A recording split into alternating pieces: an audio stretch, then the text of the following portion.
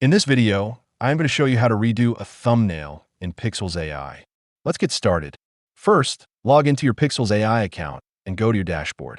Open any thumbnail you've already created so you can start improving it. Once you're inside the editor, look for the Redo button. When you click it, Pikzels will automatically generate a new version of your thumbnail based on the same prompt. Each time you use the Redo feature, it will cost around 10 credits, so keep an eye on your balance.